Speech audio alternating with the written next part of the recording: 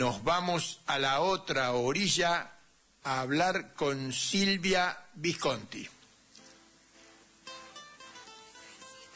A la audiencia de Todos los Fuegos, ¿cómo están por ahí? Supongo que con mucho frío, igual que por acá. Sí, hace frío. Bueno, Daniel, en este recorrido por la literatura latinoamericana que comenzamos hace algunos programas atrás, hoy vamos a adentrarnos en la historia de Miguel Ángel Asturias, nacido en 1899 en Guatemala.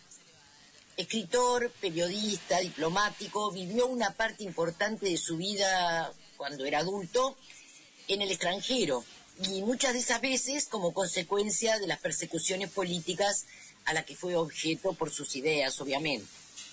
En la década de 1920 vivió en París, donde estudió antropología y mitología indígena, y a raíz de sus estudios podemos decir que fue el novelista latinoamericano pionero en mostrar cómo justamente estudiar la antropología y la lingüística puede influir en la literatura y generar una literatura tan especial como la literatura latinoamericana de esos años 60, 70.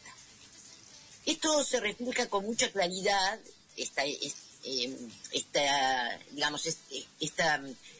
vinculación con el tema de la antropología en algunas de sus obras, como por ejemplo Hijo del Maíz, Mulata de Tal, o 3 de 4 soles, donde Asturias muestra de alguna manera el sincretismo de su tierra, donde vive, mejor dicho, sobrevive, más que vivir, un lenguaje originario que muestra la resistencia cultural de los pueblos excluidos y oprimidos. Vos mencionabas a Bolivia, y bueno, tenemos ahora todo lo que está viviendo Bolivia, ¿verdad?, como parte de esos pueblos excluidos y oprimidos de América. En su estadía parisina, Asturias se asoció con el movimiento surrealista y por ello se lo consideró también un importante precursor del boom latinoamericano de esos años, de los años 60 y 70. Sus padres fueron Ernesto Asturias Girón, abogado y juez, y María Rosales de Asturias, maestra de escuela, de ascendencia española y con una situación relativamente privilegiada, digamos. A pesar de esta situación social de su familia, el padre de Asturias se opuso con fuerte opositor a la dictadura de Manuel Estrada Cabrera, quien había llegado al poder en Guatemala en febrero de 1898 mediante un golpe de Estado, obviamente. Como Asturias recordó más tarde, con sus palabras, mis padres fueron bastante perseguidos, a pesar de que no eran especialmente conjurados ni cosa que se le parezca. Pero en 1904, el padre de Asturias, en su calidad de juez, puso en libertad a algunos estudiantes que habían sido detenidos fundamentalmente por participar en disturbios contra el régimen. Y ese enfrentamiento que tuvo el padre de Asturias con el dictador le significó perder su empleo. Y entonces, en 1905, la familia se tuvo que trasladar de la ciudad de Guatemala a la ciudad de Salamá, donde Asturias vivió en la granja de sus abuelos. Y fue allí, en ese lugar, donde de alguna manera entró en contacto más directo con la población indígena de Guatemala, porque su niñera, Lola Reyes, era una joven indígena que durante su infancia le contó historias, mitos, leyendas de su cultura, todas estas cosas que más tarde tendrían una gran influencia en las obras de Asturias. En 1908 la familia regresó a los suburbios de la ciudad de Guatemala, donde se establecieron con una tienda en el barrio de la Parroquia Vieja, y allí, en ese lugar, Asturias pasó su adolescencia. Fue al colegio del padre Pedro, después al colegio del padre Solís.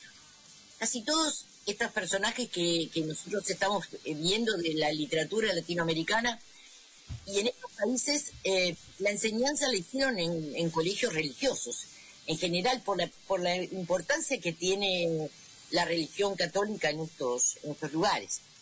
Bueno, cuando era estudiante, comenzó a escribir y realizó el primer borrador de lo que sería después una de sus novelas más icónicas, El señor presidente, que precisamente es una fuerte crítica, fuertísima crítica, a la dictadura de Manuel Estrada Cabrera.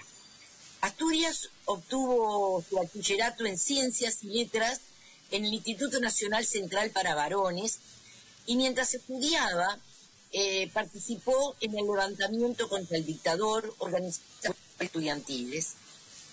En 1922, junto con otros estudiantes, fundó la Universidad Popular, un proyecto rarísimo, un proyecto comunitario, según el cual, en sus palabras, la clase media se animaba a contribuir al bienestar general mediante la enseñanza de cursos gratuitos para los sectores más desfavorecidos de Guatemala.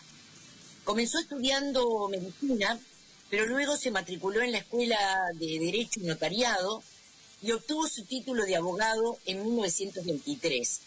Recibió entonces el premio Gálvez por su tesis, una tesis que precisamente abordaba el tema de los indígenas y se llamaba El problema social del indio, que hablaba precisamente de esa explotación que sufrían los pueblos originarios, y su tesis fue publicada ese mismo año. Recibió también el premio Falla por ser el mejor estudiante de su facultad. Y fue en su paso por la Universidad Nacional el fundador de la Asociación de Estudiantes Universitarios y de la Asociación de Estudiantes de Derecho. Después de recibir su título de abogado, se fue a Europa y en París, como decíamos, estudió etnología en la Sorbona, se acercó al surrealismo bajo la influencia de André Breton y también fue fuertemente influenciado en su escritura y en sus ideas por los escritores y los artistas de Montparnasse, entre los cuales estaba Pablo Picasso, Amadeo Modigliani, Marc Chagall, Man Ray, Alberto Giacometti, Ernest Hemingway, Scott Fitzgerald, James Joyce, Edna Pound y bueno, Henry Miller también. Y bueno, comenzó entonces a escribir poesía y ficción. Durante este tiempo desarrolló una profunda preocupación por la cultura maya y en 1925 comenzó a traducir al español el Popol Vuh, este texto sagrado de los mayas, en los que los mayas cuentan su historia y también sus ideas, ¿verdad? Lo que tiene que ver con su cosmogonía. En ese proyecto, o a ese proyecto le dedicó varias décadas. Fundó la revista Nuevos Tiempos mientras estaba en París y estableció una gran amistad con algunos escritores latinoamericanos como Arturo Uslar Pietri, venezolano, y el cubano Alejo Carpentier. De las discusiones de ellos tres surge lo que luego se denominaría realismo mágico, un término que había acuñado precisamente Uslar Pietri y que más tarde Carpentier, en el prólogo a su libro El reino de este mundo, denominaría lo real, maravilloso, americano. En 1930, Asturias publicó su primer libro, Las leyendas de Guatemala. 2 años más tarde recibió el premio Ficha Montsegur para la traducción al francés del mismo. En 1933 regresó a su país natal, aunque su estancia allí no sería definitiva, porque el nuevo dictador, Jorge Urico, entonces en el poder, cerró la Universidad Popular que Asturias se había fundado, y bueno, Asturias trabajó algún tiempo como periodista, fundó y editó una revista de radio llamado El Diario del Aire, escribió varios volúmenes de poesía, siendo Sonetos el primero, publicado en 1936.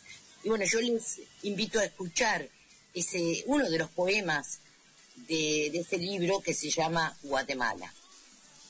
Uno de tantos y tantos poemas que nos legara el gran Miguel Ángel Asturias. Guatemala.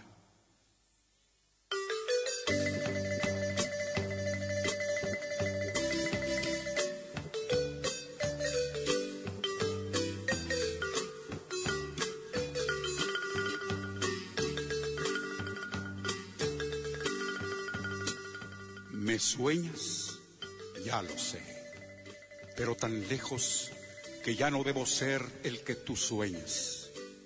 Eso soy, patria mía, sueño tuyo, sueño que vuelve a ciegas de la ausencia, guiado por tus frutos, tus contiendas de pájaros y flores y cosechas que saltan de la risa de tus siembras.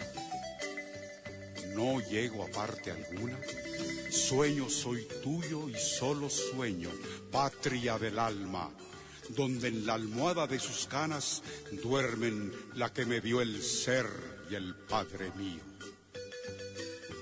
No llego a parte alguna, pues temo que despiertes y me torne una forma sin ser en el vacío, que ya no sea yo el que tú sueñas.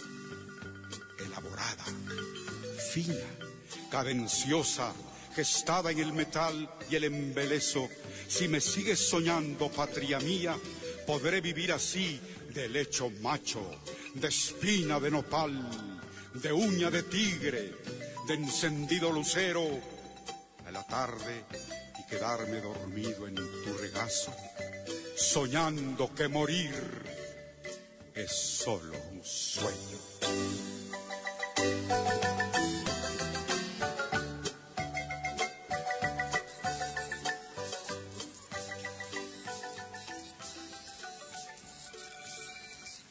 Como verás, en ese poema se habla mucho del tema de estar lejos de la patria, ¿no? Porque le tocó en varias oportunidades estar en el exilio.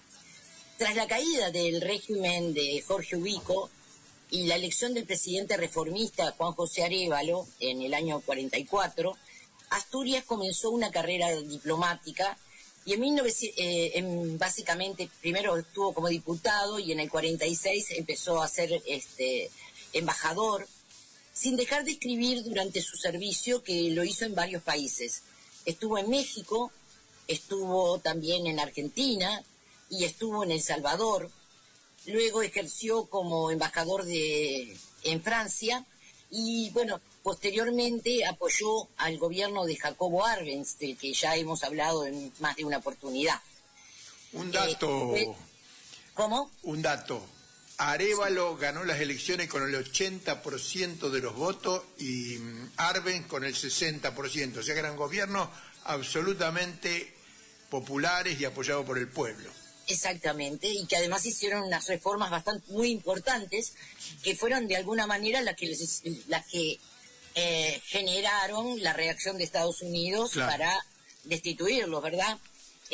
Bueno, tras el golpe de Estado precisamente que produjo la caída de Arévalo, de Arbenz, el dictador coronel Carlos Castillo Armas le quitó la nacionalidad a Asturias y lo expulsó nuevamente del país. El exilio lo llevó a la ciudad de Buenos Aires, de donde era su segunda esposa, y también a Chile, volviendo finalmente a quedarse en Europa. Asturias tenía 2 hijos de su primer matrimonio, Miguel Ángel y Rodrigo, y digo esto porque uno de sus hijos, Rodrigo, fue comandante guerrillero de la Organización Revolucionaria del Pueblo en Armas e integrante de la Unidad Revolucionaria Nacional Guatemalteca. Rodrigo Asturias adoptó como nombre de guerra el nombre de Gaspar León, que era el nombre de un indígena rebelde en la novela de su padre, Hombres del Maíz.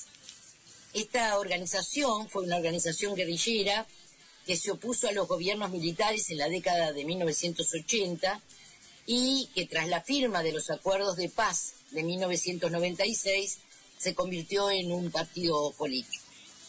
Volviendo a Asturias, en 1946 publicó una de sus novelas más importantes y reconocidas, Señor Presidente, considerada una de las novelas pioneras en tratar el tema de las dictaduras en América Latina. En ella se describe, como decíamos, la vida bajo la dictadura de Manuel Estrada Cabrera, pero sobre todo se retrata a un típico dictador latinoamericano.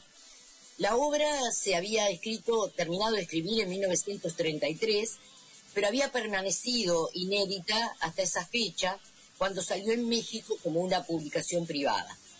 En términos generales, toda la obra de Asturias pone como protagonistas principales a la población indígena y mestiza, víctima de la dominación imperialista, que pese a ello, y en las condiciones más adversas, resiste y mantiene su identidad, negándose al genocidio cultural colonial.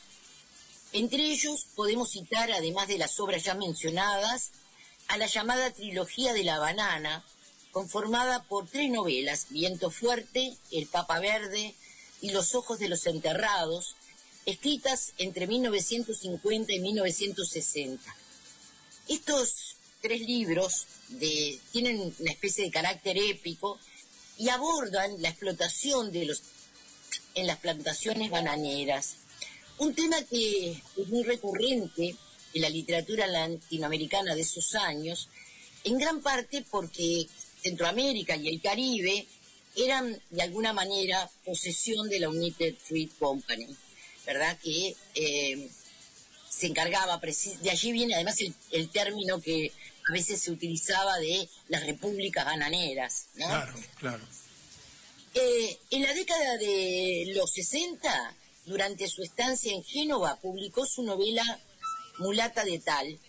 En 1965 ganó el Premio Lenin de la Paz de la Unión Soviética y en 1966 el presidente electo Julio César Méndez Montenegro le devolvió la ciudadanía guatemalteca y lo nombró embajador en Francia, donde ocupa el cargo hasta el año 1970. Pero previamente a esto, en 1967, obtiene el Premio Nobel de Literatura por el conjunto de su obra, la cual se destaca, según esta organización, el Premio Nobel, por estar profundamente arraigada en los rasgos y tradiciones nacionales de los pueblos indígenas de América Latina. A lo largo de su vida se involucró en la política permanentemente, fue opositor a las dictaduras, apoyó a los gobiernos progresistas. Sus opiniones políticas se reflejan en sus obras, que develan permanentemente la dureza de la colonización española de América Latina, el declive forzado de la civilización maya, los efectos de las dictaduras políticas en la sociedad y también la explotación del pueblo guatemalteco por las empresas agrícolas extranjeras. Asturias reconocía que la sociedad guatemalteca se fundó con la base de la cultura maya, que antes de la llegada de los conquistadores españoles representaba una civilización avanzada que conocía la escritura, construía grandes edificios, tenía un sofisticado sistema de numeración que incluía el cero, tenía amplios conocimientos también astronómicos, entre muchos otros. Como estudiante de matemática, vamos a decir que pues, del lado occidental de Europa y eso, el cero llegó procedente de la India, que lo introdujeron ahí en esa región, en la India, en el año 500, 600, o sea que los mayas estaban en matemática al tope. Sin dudas, sí, su sistema que era vigesimal, pero que tenía esa no solamente el cero. Los griegos no tenían el cero, no. Los mayas tenían el cero. Sí, y tenía además una numeración posicional, ¿no? Que los números tenían un valor según el lugar en que estaban ocupados, lo que nosotros llamamos la unidad, la decena, la centena. Sí. Bueno, ellos también, los mayas también lo tenían, eso realmente. Después uno tiene que escuchar cuando a veces algunos personajes como la alcaldesa de Madrid llegó a América a decir que acá no había cultura, que eran todos salvajes. Realmente. Bueno, también Asturias, además de este reconocimiento a su cultura, a la cultura de su país, a la cultura maya, también le daba mucha importancia al carácter sagrado de las tradiciones mayas, con sus ideas, con su cosmogonía, sus leyendas, que incorporó en sus obras. Las leyendas sobre Guatemala es un libro realmente maravilloso que vale la pena leer. Yo lo releí en estos días, y bueno, en donde se habla mucho de esas ideas, de esas leyendas, de la creación del pueblo. Conocedor y enamorado de la mitología indígena de Guatemala, que estudió mucho tiempo en la Sorbona y que sobre todo implicó su traducción del Popol Vuh, introdujo en sus obras estos conocimientos que eran de singular interés para él. El maíz, por ejemplo, como decíamos, era el elemento fundamental de la mitología, las creencias mayas, está presente en toda su obra. Porque el maíz no es solo el alimento básico del pueblo maya, sino que es descrito como parte de la historia de la creación en el Popol Vuh, que devela no solo costumbres o vida de los pueblos mayas, sino en especial su manera de ver el mundo. Y bueno, yo les invito a escuchar un tema de Momo Meneses, Hombres del Maíz.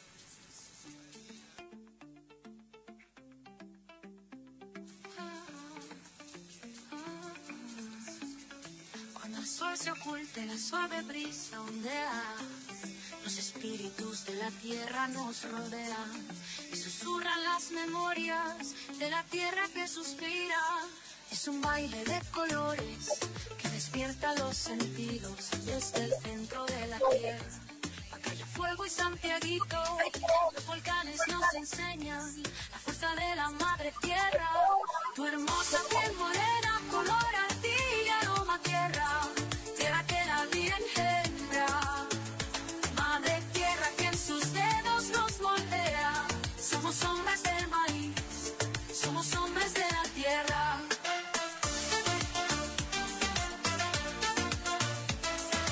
Nuestros cuerpos cascarones que a morir trascienden dimensiones, ya que el alma renace y vuela largo y alto como el quetzal. Desde las costas con sus playas hasta la punta de las pirámides mayas, de donde el sol nace y muere, la tierra de la eterna primavera, suspira historias y armonía y leyendas que cobran vida. Tu hermosa piel morena, color ardilla, aroma tierra, tierra que la vida engendra. Madre tierra que en sus dedos nos moldea. Somos hombres del maíz, somos hombres de la tierra.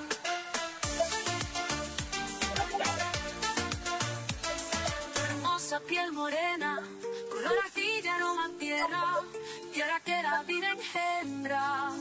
Madre tierra que en sus dedos nos moldea. Somos hombres del maíz, somos hombres de la tierra.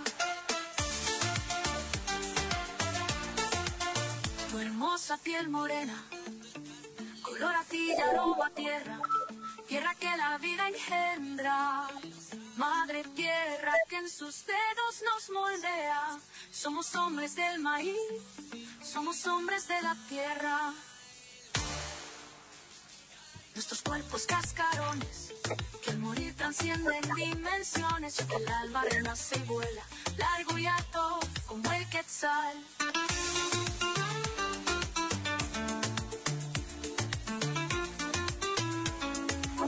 Desde las costas con sus playas hasta la punta de las pirámides mayas, de donde el sol nace y muere, tierra de la eterna primavera, suspira historias y armonía y leyendas que cobran vida. Bueno, Asturias... Silvia, ¿qué tipo de música? ¿Qué rítmico? ¿Qué es hermoso? ¿Qué es? Y moderno. ¿Sabés qué? El ritmo no sé exactamente cómo se llama, pues, digamos, no sé cómo se llama este estilo de música, pero sí es muy significativo. Mira, cuando estuve en Guatemala escuché bastante música de ese lugar y toda tenía esta especie de ritmo, como en la que hay instrumentos de percusión, ¿no? Sí. pero no sé cómo se llama, el estilo, no sé si tiene un nombre en especial. Me gustó. Es bastante difícil además encontrar, digo, yo escuché música en Guatemala, pero de este estilo, pero es difícil encontrar, digamos, cuando uno bucea por internet, música de estos autores, digamos, prácticamente no, digo, se los escucha allí en las propias comunidades, la gente cantando este tipo de cosas, pero no tienen una presencia importante en los medios, los medios internacionales, es decir, yo que sé, en Spotify, por decir algo.